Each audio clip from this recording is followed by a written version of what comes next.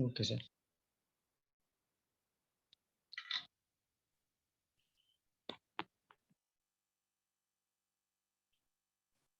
Hello Gaurav, you are welcome on my channel Learn from Pankaj Agrawal. कैसे हैं आप गौरव?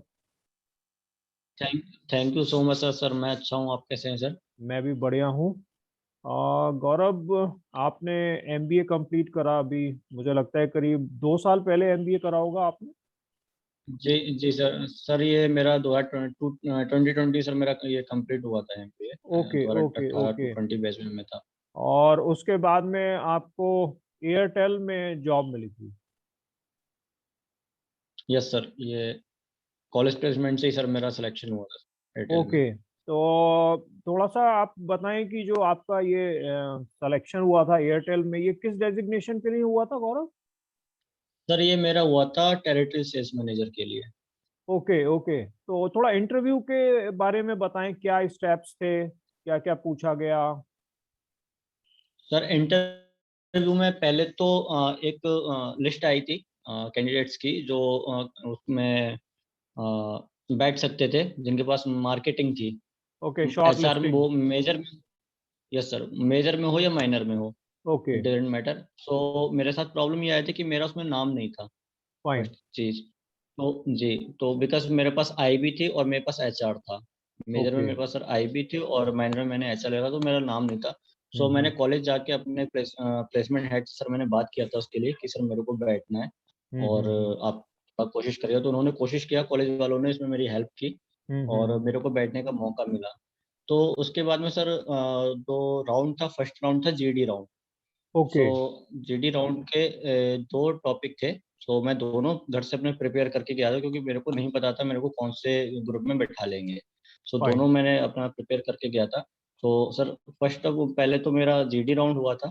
तो हम्म। जीडी में से सर 8 या 10 लोग थे एक ग्रुप में। सो उसमें से फिर जीडी हुआ, देन उसके बाद में सर पीआई हुआ था हम लोगों का। जो जीडी में ओके सेलेक्ट हुए थे फिर उनका कॉलेज में ही पीआई हुआ था। And okay. देन उनका जो है फाइनल सिलेक्शन हुआ था 5 स्टूडेंट्स का उसमें से। जीडी एंड के टॉपिक ध्यान उसके आ रहे बाद, हैं गौरव? गौरव, जीडी के हाँ सर जीडी का टॉपिक्स। जो मेरा, सर जीडी का टॉपिक्स जो मेरा था जिसमें मैं बैठा था वो था sir Maharashtra politics. Okay okay. तो उस टाइम पे सर थोड़ा क्लैश चल रहा था।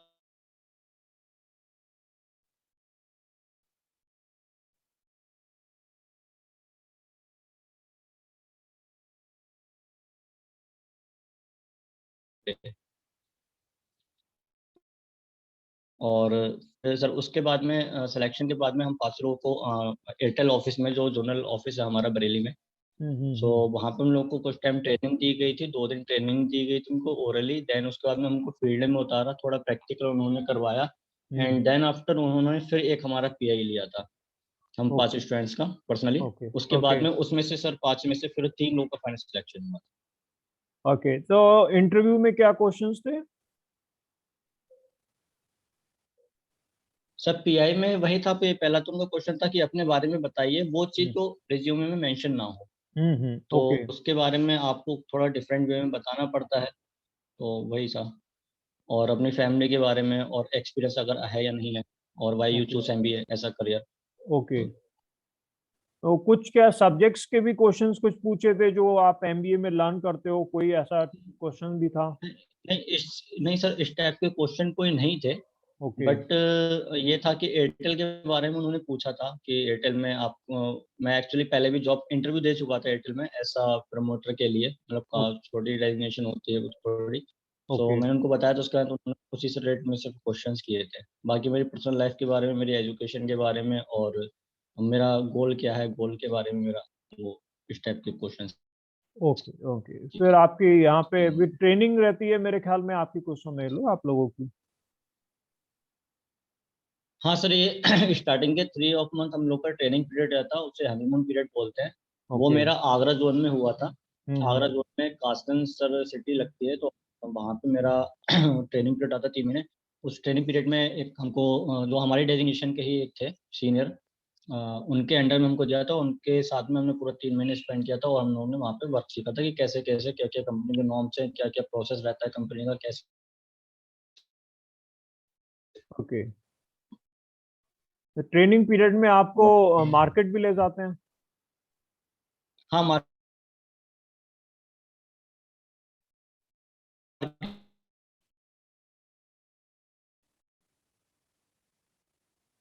ले आते हैं, प्रॉप घुमाते हैं, भेजा जाता है। तो मतलब सब प्रॉपर जो काम होता है, बिल्कुल उसी तरीके से बेसिक से ही लेके वो लोग चलते हैं स्टार्टिंग से। ओके ओके, मतलब जैसे जॉब में आप करोगे वैसे सिमिलरली आपको जो है वो ट्रेनिंग में हाँ भी जी, वही करवाया जाता है, but you are associated with some senior so that you learn how to perform in market. How to perform in market, yes sir. Okay, you are paid during your training time? उसमें देते हैं yes salary? Sir, they paid, yes sir, they paid same as a salary package. Okay, fine. और उसके बाद जैसे आपका job शुरू हो गया तो उसके बारे में बताइए, कैसा एक्सपीरियंस रहा आपका, क्या आपकी वर्किंग रहती थी, कैसे डे शुरू होता था? सर ट्रेनिंग पीरियड तो मेरा बहुत अच्छा रहा, और उसके बाद में ट्रेनिंग पीरियड के बाद में मेरा ट्रांसफर हो गया था देहरादून के लिए। तो ओके। देहरादून का सर जो रूरल एरिया था वो मेरे को मिला था, तो ठीक रहा, मेरा एक्सपीरियंस अच्छा रहा। वहाँ का मार्केट समझने में थोड़ा सा प्रॉब्लम हुआ था स्टार्टिंग में, बट बहुत ज़्यादा टाइम नहीं लगा। बाकी जो कंपनी के एम्प्लॉयज़ थे मेरे साथ के, मेरे कलीग्स वगैरह, सो वो भी काफ़ी सपोर्टिव थे, और बढ़िया रहा सर, अच्छा एक्सपीरियंस रहा। वहाँ के लोग बहुत अच्छे हैं, मतलब उत्तराखंड के लोग जो भी हैं सब बहुत सपोर्टिव है, तो हम्म। कोई जॉब में जैसे आपको कोई प्रॉब्लम, कोई चैलेंजेस ऐसे कुछ लगे करते हुए? हाँ सर, स्टार्टिंग में कुछ चैलेंजेस आए थे, जैसे कि मेरे ट्रेनिंग पीरियड जो मेरा रहा था वो काफी रहा था यूपी में।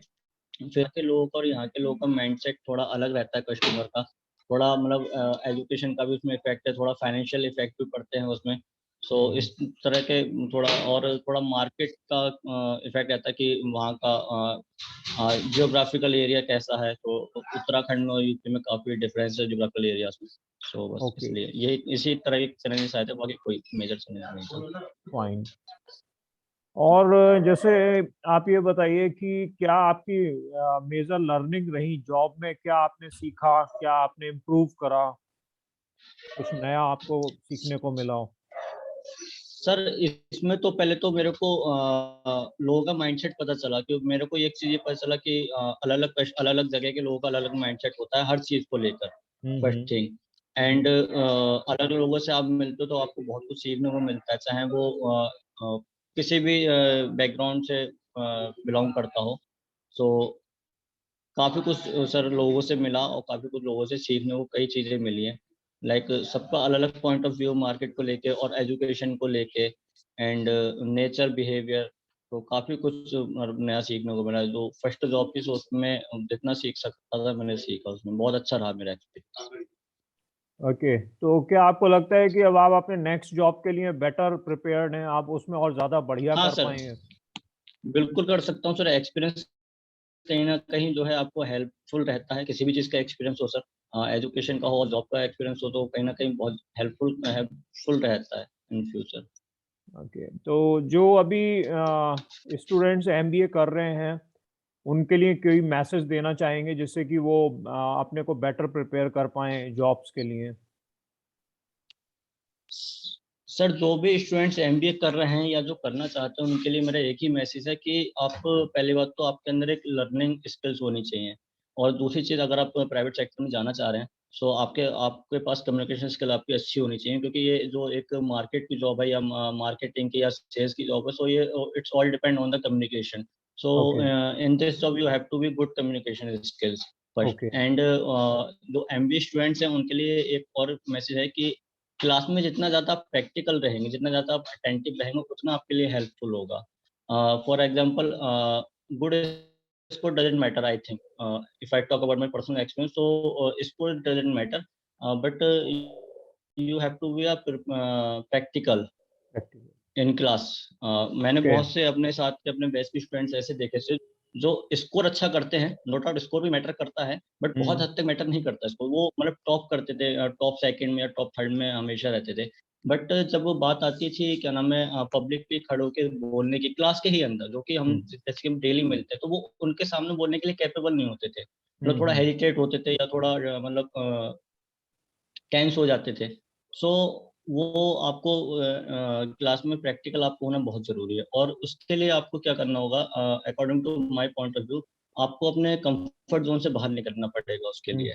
हम्म तो अगर आप जिस चीज़ में आप अनकम्फर्ट फ़ील करते हैं, आप खुद को उसमें बार-बार डालिए और उससे निकलने के आप तरीके देखिए, और उसमें डालिए तो भी आप जो है उसको क्रैक कर पाएँगे। कोई भी आपकी प्रॉब्लम होगी, उसका सॉल्यूशन आप तभी दे पाएँगे। ओके, तो जैसे एमबीए में स्टूडेंट्स को मिलता है, केस स्टडीज मिलती हैं, प्रेजेंटेशंस मिलते हैं, रोल प्ले मिलते हैं, समर ट्रेनिंग होती है, लाइव प्रोजेक्ट्स होते हैं। तो इनमें से कौन सी कोई पर्टिकुलर चीज ज्यादा आपको इम्पोर्टेंट लगती है करना चाहिए, या सारी चीजों पे इम्पोर्टेंस देनी चाहिए? कुछ क्या बताएंगे आप? सर, मेरे हिसाब से तो अगर मैं अपनी बात करूँ तो आपको प्रेजेंटेशन ज़्यादा से ज़्यादा देनी चाहिए।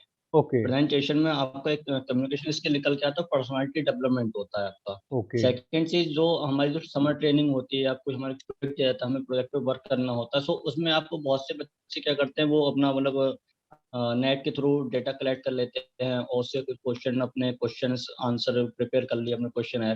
सो उस तरीके से वो देते हैं। बट मेरा मानना है सर, अगर आप प्रैक्टिकली फील्ड में उतरेंगे, कोई अगर हम्म आपको प्रोजेक्ट मिला है, आप फील्ड में उतरेंगे, सो हम्म बहुत ज़्यादा हेल्पफुल रहता है। वो इंटरव्यू में बहुत ज़्यादा हेल्पफुल रहता है, और आपकी पर्सनल लर्निंग के लिए भी बहुत ज़्यादा हेल्पफुल रहता है। उसमें आपको प्रैक्टिकल नॉलेज मिलती है कि मार्केट में क्या चल रहा है, कैसे मार्केट मूव होती है, कैसा कस्टमर का माइंडसेट है, कैसे कस्टमर को डील किया जाता है।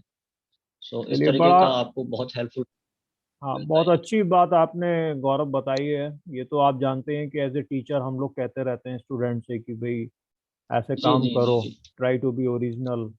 और हो सकता है कि आपने जो अपने एक्सपीरियंस के बेसिस पे बताया है, उसका एक अपना एक इम्पैक्ट होगा स्टूडेंट्स पे, and they will try to be original in their work. Yes sir, और श्योर सर। एक मैं ये पूछना चाहूंगा, जैसे कम्युनिकेशन की बात आप कह रहे थे कि कम्युनिकेशन इम्प्रूव करना है, so in communication is there any importance of English, और it can be in Hindi, और what? No, it's not important if you are not capable in English. You can learn, you can communicate in both language. Sometime you have to be in English, but and sometime you have to be in Hindi. Okay. तो communication का मतलब ये नहीं है sir कि आप English, आपकी English अच्छी हो खाली।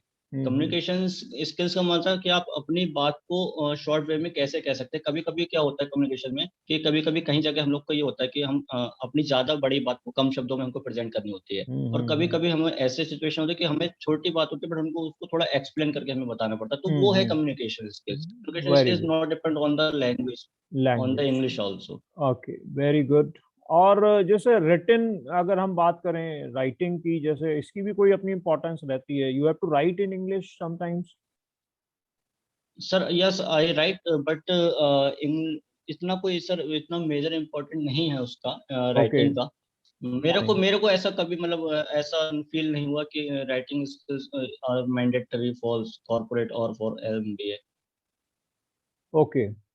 और thank you so much Gaurav. और आप कुछ और बताना चाहें, कुछ पूछना चाहें तो बताइए। सर जैसे कि आप मेरे टीचर हैं मार्केटिंग के और मार्केट रिसर्चर के, तो मैं मतलब अब स्टूडेंट जो भी देखेंगे या जो भी कोई है, तो अगर उनको आपके ऐसे टीचर मिल जाए, ये मेरा पर्सनल सर ओपिनियन है आपके बारे में, अगर उनको आपके ऐसा प्रैक्टिकल करवाने वाला आपको टीचर मिल जाए तो वो बहुत हेल्प। और मैं ये पर्सनल मेरा एक्सपीरियंस है कि सर जो स्किल्स मैंने जो सीखी हैं, जो कम्युनिकेशन स्किल्स मैंने सीखी हैं, या जो मैं क्लास में अटेंटिव रहता था, या जो क्लास में खड़े होकर मैं आप क्वेश्चंस करते थे, मैं आंसर देता था, वो सर मैंने आपसे ही सीखा। मैं इतना कैपेबल पहले नहीं था एमबीए से पहले। और उसके लिए उसी लिए ही मैं बोल रहा हूँ कि स्टूडेंट्स को जो है क्लास में प्रैक्टिकल जरूर रहना चाहिए। आप थ्योरी में थोड़ा वीक हो, कोई मैटर नहीं करता, आप स्कोर नहीं कर पा रहे तो कोई मैटर नहीं करता, बट आपको प्रैक्टिकल ज्यादा होना चाहिए, और उसके लिए आपके जैसा टीचर होना बहुत जरूरी है। थैंक यू ये सो मेरा much. Personal opinion. Thank you Gaurav. ऐसे काफ़ी सारे टीचर हैं जो कोशिश कर रहे हैं कि उनके स्टूडेंट्स का काफ़ी इम्प्रूवमेंट हो। टीचर्स को अच्छा लगता है जब स्टूडेंट्स की प्रोग्रेस होती है, और डिजर्विंग स्टूडेंट्स जो होते हैं वो ज़रूर आगे जाते हैं। और मैं ज़रूर प्रे करूँगा फॉर योर जी sure success sir. In your career. आप खूब ऊंचा जाएं, थैंक यू सक्सेस लें, और हम सबसे टच में रहें। Thank you so much Gaurav. Sir, thank you so much sir, thank okay, you so much thank you, thank you. From this. Okay sir, good night sir. Good night.